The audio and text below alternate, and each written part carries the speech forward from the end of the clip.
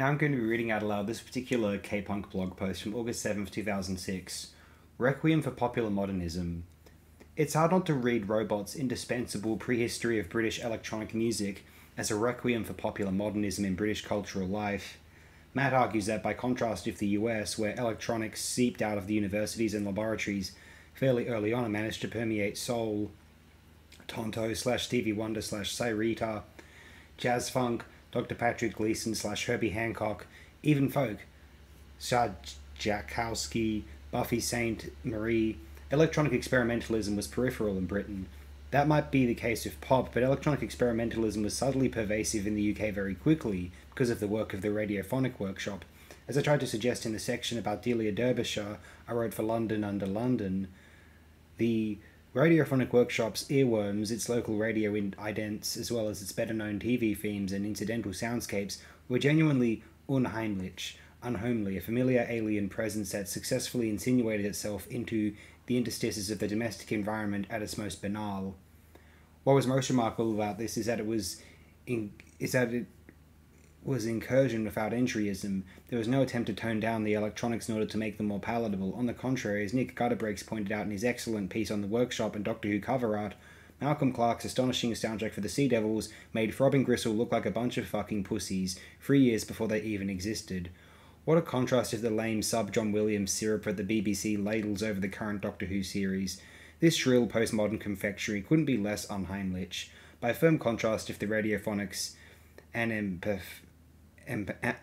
empathic sounds which rendered even the most everyday scene weird and alienating, the new music tells you exactly what to feel. It's all too appropriate for the post-OC emotional pornography into which the series has devolved. Incidentally, the covers for the 70s Doctor Who Target adaptations about which Nick wrote so lovingly from a similarly horrible contrast with the flashy Photoshop trash used on the book and DVD covers for the new series.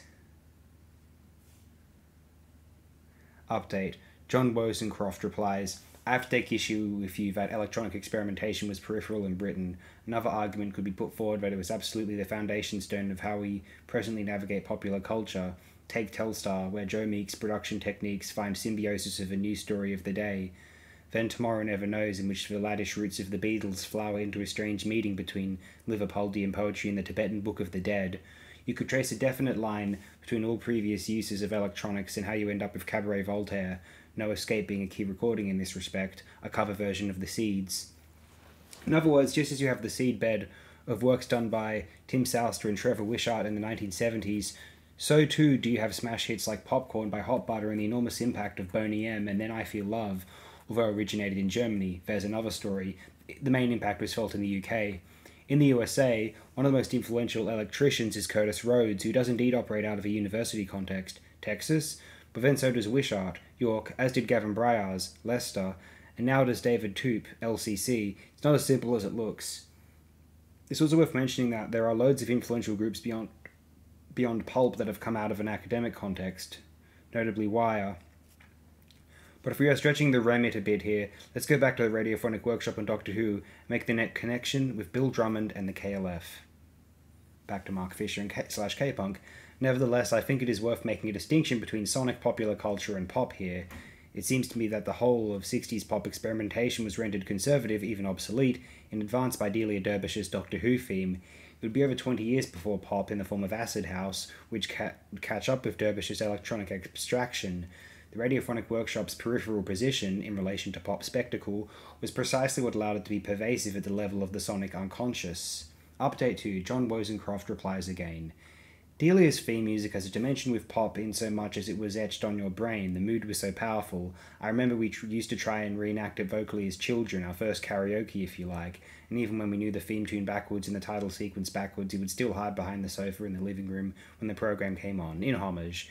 It was always on early on a Saturday evening in those days, in an era of programming genius that came on shortly after the football results. Also the bitter aftermath of the 1963 extreme cold winter and the JFK assassination. An aspect you don't mention is the role of the Daleks in all this. Years later, Gary Newman would emerge as the human Dalek, but that's another story. The use of processed voice here is very significant, and it also has an echo/collocation with the EVP recordings I gave you today. The Daleks are of course from another world, but the Am I Human / and my machine dichotomy is writ large here. In some preconfiguration of the post-Lacan/Deleuzian fold, language is lost and all that can be said is exterminate, exterminate. I was still at nursery preschool, and Kellogg's Cornflakes started a campaign whereby they gave you cardboard cutout sections of a dialogue that you could collect and then reassemble to make your own miniature version. I might be wrong in this, but I seem to remember that this coincided with the emergence of the Beatles as an electric force. A Taste of Honey by this time had become A Hard Day's Night, and the imminence of the Kinks. The Kinks, I would imagine, were watching more episodes of Doctor Who than the Beatles had time to do.